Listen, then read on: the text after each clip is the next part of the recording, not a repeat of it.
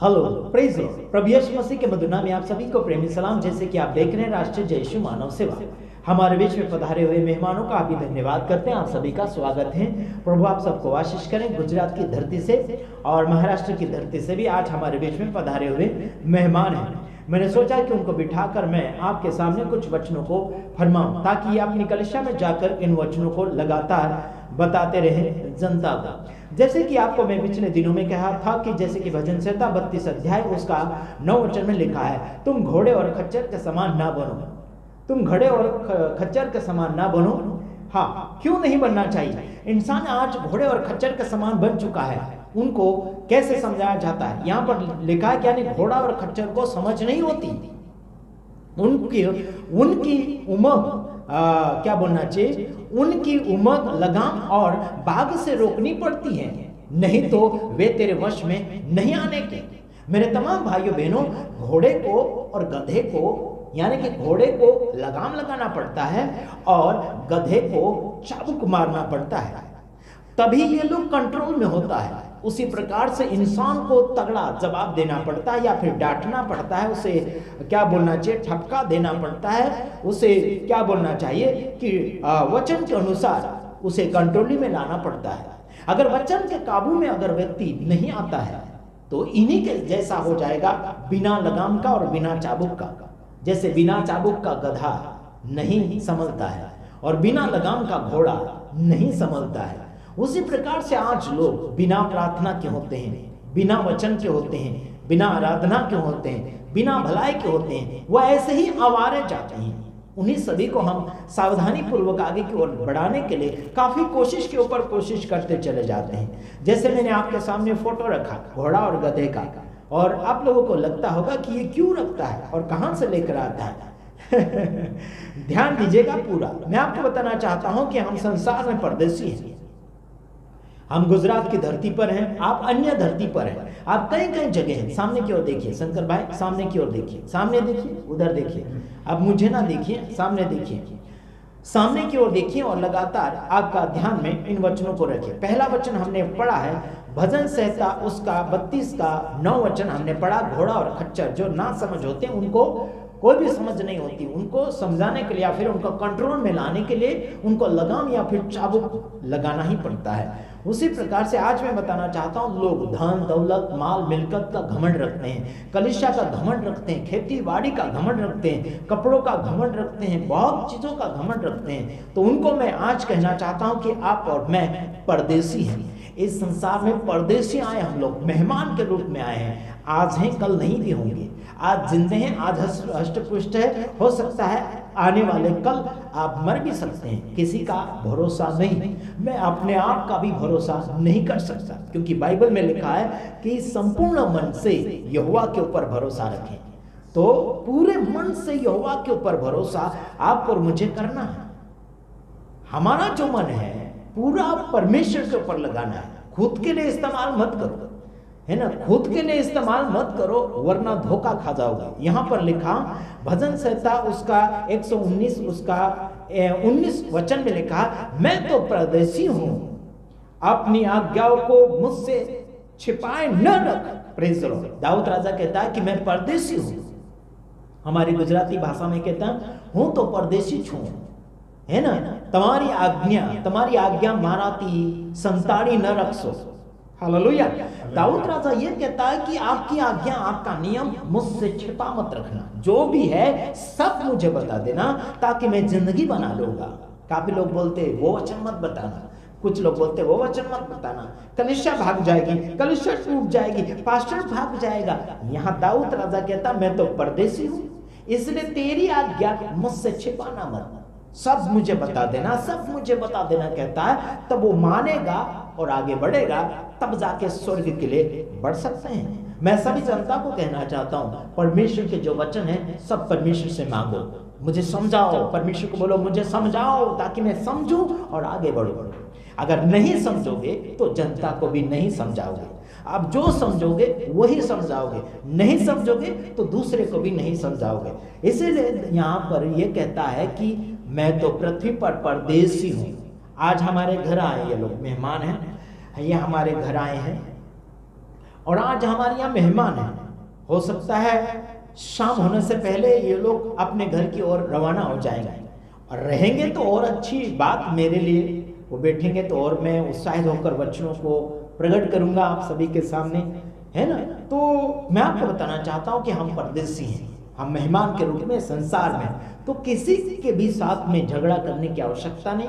अगर किसी ने गलती की उसे सिखाओ, समझाओ, डांटो, उनको वचन दो, उन्हें उंगली बताकर बात करो, या फिर उन्हें बोलो कि हम आपके लिए ये कर सकते हैं, उनके लिए भलाई भी करो। अगर बुरा होगा तो उसको भला बनाने के लिए कोशिश करो, उसको डांटो, उसके खिलाफ में वचन निकालो। वचन बोलता है कि तू परदेसी है, इस दुनिया के लिए मत घमंड कर, तेरी धन दौलत माल मिलकत घोड़ा गाड़ी बीवी बच्चे सब रह जाएंगे, लेकिन खुदा नहीं रहेगा, आपके साथ हमेशा वो आएगा। समझ रहे? हो सकता है हम कल मर जाएं, बीवी बच्चे माल मिलकत रह जाएगा, ये कौन लेकर आया कौन लेकर जाएगा यार। इसीलिए कहता हूं कि कलीसिया के ऊपर घमंड ना करे, खुद के ऊपर घमंड ना करे। ये 206 हड्डी वाला जो हड्डी 206 हड्डी वाला जो शरीर है एक दिन लुढ़क जाएगा, एक दिन सूख जाएगा। इसके ऊपर घमंड करने की आवश्यकता नहीं। हम परदेसी है, सारी बातों को सीखें और सिखाएं, इसी में आप सबका भला होगा। अगला वचन पढ़ना चाहूंगा, भजन संहिता 5 का 6 वचन। तू उनको जो झूठ बोलते हैं नाश करेगा, यहोवा तो हत्यारे और छली मनुष्य से घृणा करता है। समझ रहे मेरे भाइयों बहनों, यहां लिखा है कि यहोवा परमेश्वर किसको नाश करेगा? झूठ बोलने वाले को क्या करेगा?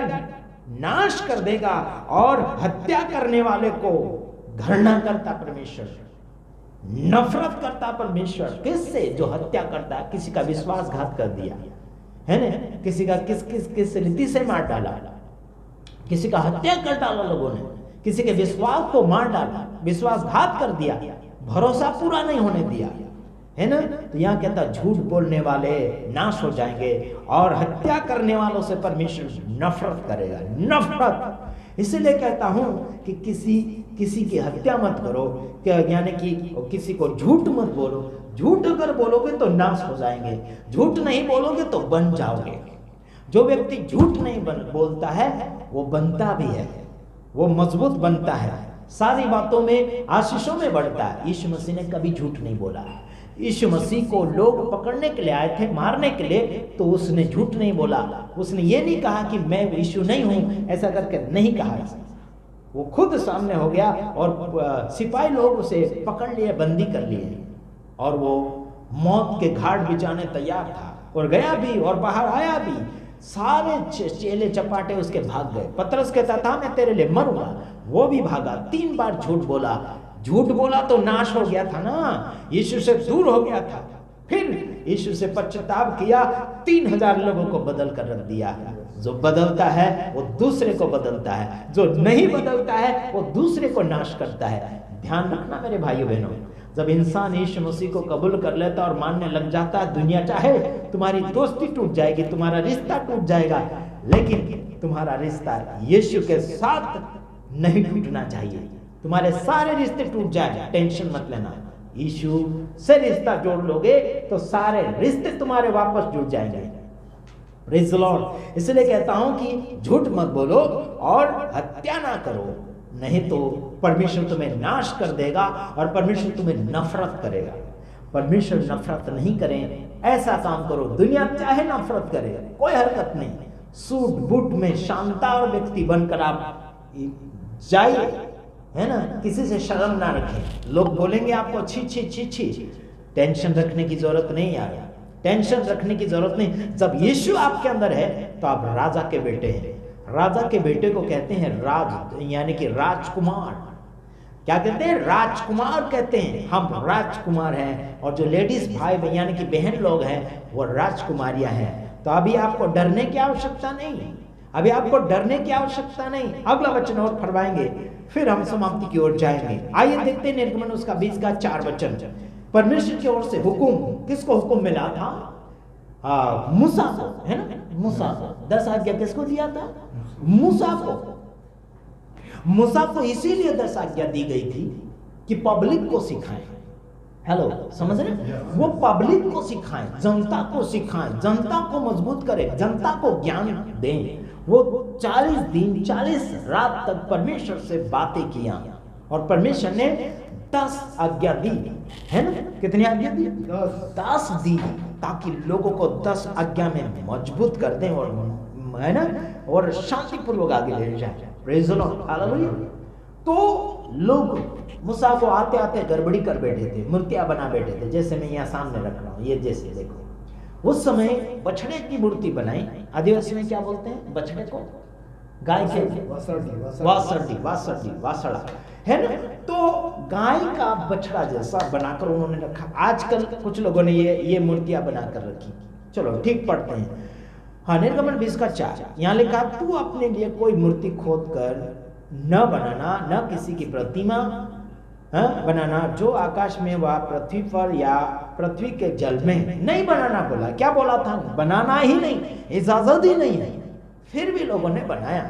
ये झाड़ बना दिया क्रिसमस वाला, एक टोपी वाला, लाल टोपी वाला बना दिया, ये भी मूर्ति। यीशु की फोटो बना दी, ये भी मूर्ति। क्रूस बना दी, ये भी मूर्ति। मरियम की फोटो बना दी, ये भी मूर्ति।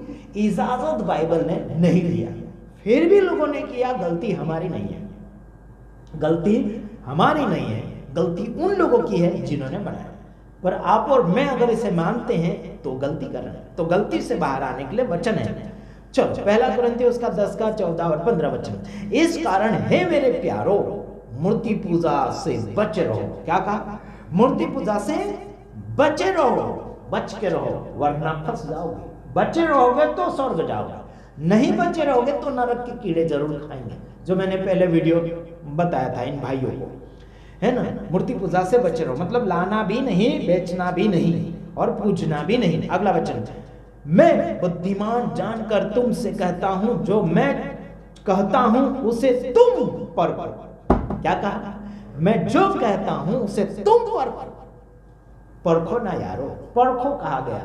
सब मानो मत, मानते ही मत रहो, परखो, चेक करो। जैसे हम लोग कुछ खाते हैं खाना, तो हम मुंह के अंदर डाल के उसे चेक करते हैं। अच्छा लगा तो खाएंगे, नहीं अच्छा तो नहीं खाएंगे। मालिक कुछ भी करे नहीं खाएंगे हम, क्योंकि हमारी जबान उसे लागू नहीं कर रही, हमारा मुंह अंदर नहीं उतार रहा उसे। क्यों हम खाएंगे जबरदस्ती?